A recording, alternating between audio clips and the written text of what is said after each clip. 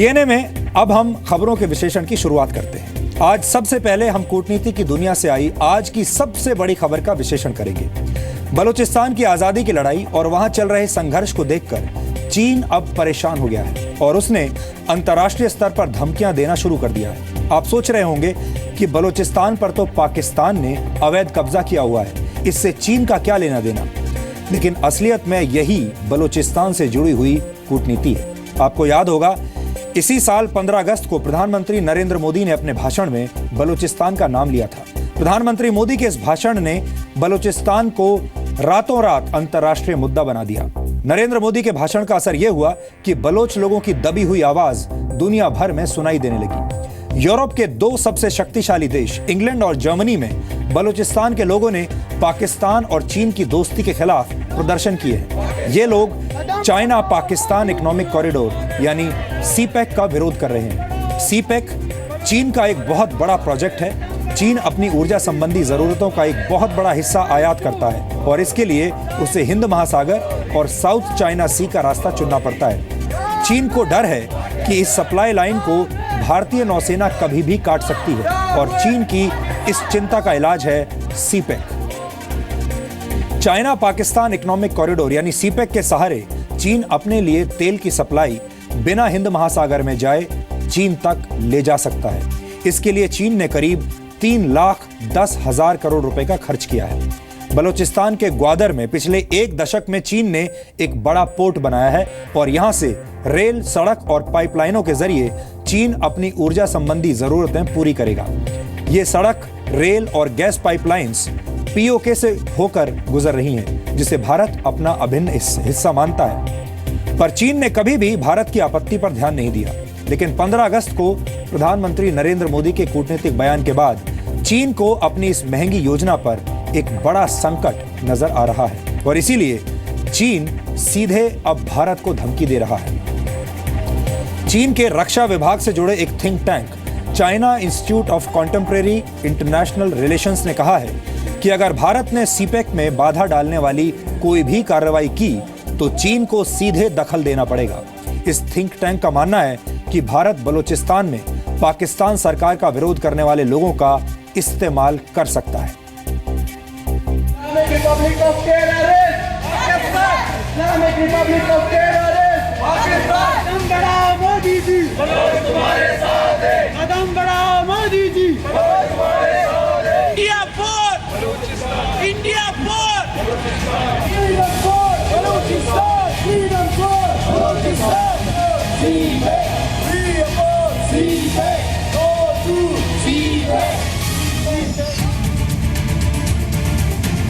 हम सबकी दुआएं उनके साथ हैं और हम उस दिन के मुंतजिर हैं जब इंशाल्लाह कश्मीर बनेगा पाकिस्तान।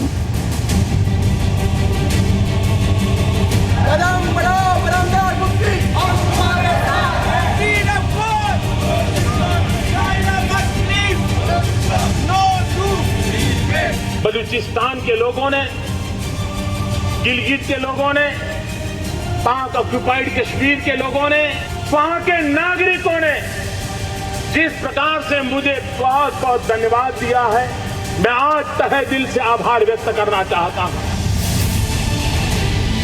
15 अगस्त को लाल किले की प्राचीर से दिए गए प्रधानमंत्री मोदी के इस बयान का अब अंतर्राष्ट्रीय असर हो रहा है। पहले मोदी के इस बयान का बलोचों ने समर्थन किया। मोदी की फोटो के साथ बलूचिस्तान में प्रदर्शन हुआ और तिरंगा लहराया गया।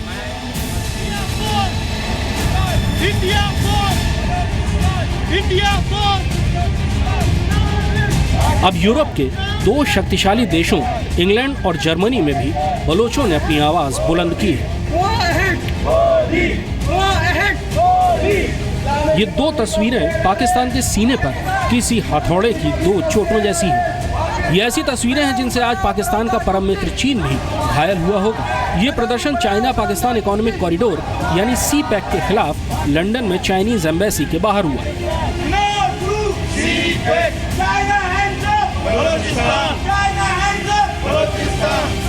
बलोचों के साथ साथ अब पाकिस्तान का सिंधी समुदाय भी इस सीपेक का विरोध कर रहा है। उनका कहना है कि इससे उनकी बेहतरी होना तो दूर, उनके संसाधनों की लूट और ज्यादा तेज हो जाएगी। और ग्वादर जैसे शहरों में आम बलोचों का रहना तो दूर, आना जाना तक मुमकिन नहीं होगा। बलोच और सिंधी कौम के लिए एक ज़िंदगी और मौत का मसला है, और सिंधी कौम और बलोच कौमों ने ये तय किया है कि वो ज़िंदा हैं और ज़िंदा रहना चाहती हैं, और उसलिए वो किसी हालत में भी इस प्रोजेक्ट का कबूल नहीं। जिस तरह आप देख रहे हैं कि हम यहाँ मुजाहरा कर रहे हैं और चाइनीज़ एम्बेसी वालों ने जो है एम्बेसी का झंडा वहाँ से उतार के निकाल दिया ताकि मीडिया में वो नज़र ना आए, तो ये एक तरह से उनकी फ्रस्ट्रेशन को शो कर रहा है। दूसरी ये कि उन्होंने पुलिस को बुलाया था यहाँ ताकि वो हमारी जो मुजाहरा है उसको डिस्टर्ब कर सकें, लेकिन हम बताना चाहते हैं चाइना को और दूसरी कुव्वतों को, पाकिस्तानी जो इस्टेब्लिशमेंट है उसको, कि हम इस प्रोजेक्ट को किसी के ऊपर कामयाब नहीं होने देंगे, क्योंकि ये हमारी ज़िंदगी का मसला है। बलूचिस्तान के नेता जिस वक्त जर्मनी और लंदन में पाकिस्तान के जुल्म और चीन के साथ मिलकर बलूचिस्तान की लूट का विरोध कर रहे थे, उसी वक्त चीन इस विरोध को दूसरी शक्ल देने में लगा हुआ था। चीन ने भारत को सीधे सीधे धमकी दी है कि अगर बलूचिस्तान में चाइना पाकिस्तान इकोनॉमिक कॉरिडोर में कोई रुकावट आई तो वो इसके लिए भारत को जिम्मेदार मानेगा और सीधे दखल देगा। चीन के रक्षा विभाग से जुड़े think tank China institute of contemporary international relations यानी CICIR के डायरेक्टर हू शिनशेंग ने कहा है, चीन के लिए ताज़ा चिंता प्रधानमंत्री मोदी के लाल किले से दिए गए भाषण में पाकिस्तान के कब्जे वाले कश्मीर और बलूचिस्तान का जिक्र है। ये पाकिस्तान के प्रति भारत की नीति में निर्णायक मोड़ हो सकता है। चीनी बुद्धिजीवियों की चिंता की वजह यह है कि भारत ने पहली बार बलूचिस्तान का जिक्र किया है।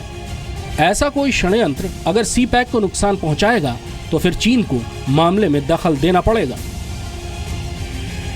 अपनी ऊर्जा की सप्लाई लाइन को सस्ता और सुरक्षित बनाने के लिए चीन पाकिस्तान में 2,30,000 करोड़ रुपए से ज्यादा खर्च कर रहा है। दरअसल चीन की ऊर्जा का 80% से ज्यादा हिस्सा हिंद महासागर से होकर मलक्का स्ट्रेट और साउथ चाइना सी से होकर जाता है। इस पूरे इलाके में भारतीय नौसेना का दबदबा है। वहीं साउथ चाइना सी में भारत का साथ मिलने पर अब तक दबे हुए वियतनाम, फिलीपींस और ताइवान जैसे देश भी चीन के खिलाफ खड़े हो रहे हैं। दुनिया के सबसे बड़े ऑयल इंपोर्टर चीन के लिए अपनी सप्लाई लाइन का कटना सबसे बड़ा डर है, जिसे मलक्का डिलेमा का नाम दिया गया है। इसलिए चीन अपनी सप्लाई लाइन पाकिस्तान से सीधे POK होते हुए अपने जिनजियांग प्रांत तक ले जाना चाहता है।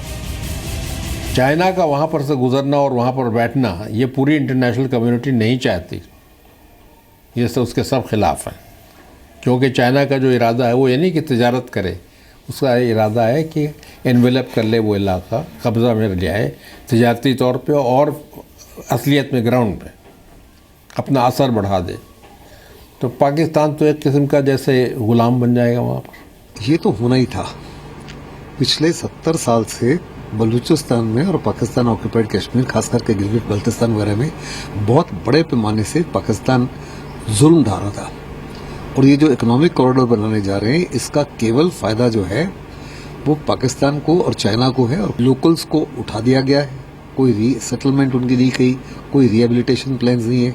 वहाँ की इकोलॉजी को बहुत बड़े पैमाने से उथल पुथल कर दिया है, जिसकी वजह से नेचुरल डिजास्टर्स होने शुरू हो गए हैं।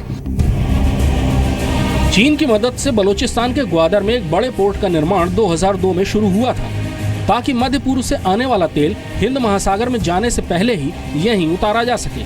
पोर्ट के पास 2282 एकड़ जमीन चीन की कंपनी को 43 साल के लिए लीज पर दी गई है, ताकि इसे स्पेशल इकोनॉमिक जोन की तर्ज पर बनाया जा सके। ग्वादर शहर को विश्व स्तर का बनाया जा रहा है, ताकि यहाँ चीनी कामगारों को बसाया जा सके। सड़कों और रेलों के नेटवर्क को बढ़ाया जा रहा है। पाकिस्तान से चीन को जोड़ने वाले काराकोरम हाईवे को नए सिरे से बनाया जाएगा। पाकिस्तान से चीन तक रेल और गैस पाइपलाइनें भी बनाई जाएंगी, जो कि भारत के विरोध के बावजूद POK से होकर गुजर रही हैं। यानी पाकिस्तान में नेचुरल गैस के सबसे बड़े सुई गैस भंडार से पाइपों के जरिए गुजरकर गैस चीन में भी चूल्हे जलाएगी, जबकि बलोच आज भी सूखी लकड़ियों से खाना पका रहे हैं। यही बलोचों के विरोध की वजह है। छीन सकते हो तो छीनो, जमहूरी मुल्क तो ये दोनों हैं ही नहीं।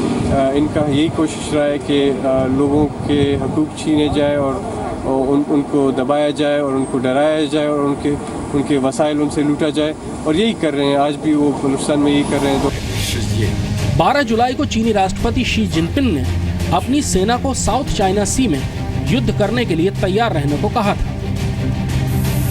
1 महीने बाद ही दोबारा धमकी देना, और वो भी सीधे भारत को, साफ इशारा है कि चीन अरब सागर से लेकर साउथ चाइना सी तक खुद को घिरा हुआ पा रहा है और इसलिए बौखला रहा है।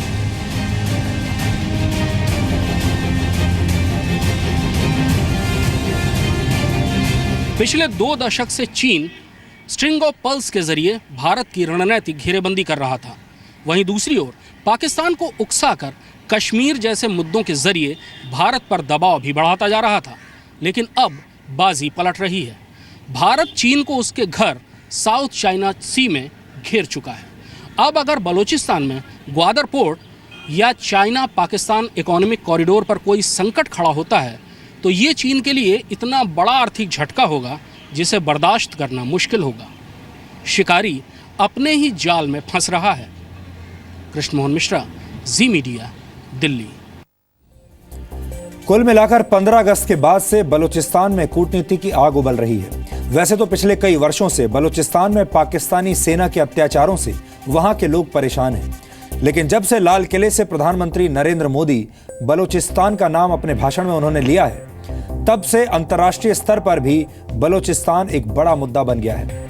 वैसे हम आपको यहां पर यह भी बता दें कि बलूचिस्तान से किसी भी खबर का इस समय बाहर आना बहुत मुश्किल है और ये बहुत समय भी लेता है। वहां पर इंटरनेट और मोबाइल फोन की सुविधा का इस्तेमाल करना बहुत मुश्किल है। लोगों को एक एक तस्वीर या एक वीडियो रिकॉर्ड करके दुनिया तक पहुंचाने के लिए सैकड़ों किलोमीटर की यात्रा करनी पड़ती है, क्योंकि वहां पर इंटरनेट नहीं है, वहां पर फोन नहीं है और किसी भी तरह की कोई सुविधा नहीं है। बलूचिस्तान से एक तस्वीर को इंटरनेट पर अपलोड करना अपने आप में बेहद मुश्किल काम है। बलूचिस्तान के बहुत सारे लोग हमारे संपर्क में हैं और वहां के हालात के बारे में हमें हर तरह की सूचनाएं वो लगातार पहुंचाते हैं, तस्वीरें भी भेजते हैं और वीडियोस भी भेजते हैं। लेकिन इस काम को करने में उन्हें बहुत वक्त लगता है और बहुत परिश्रम भी करना पड़ता है।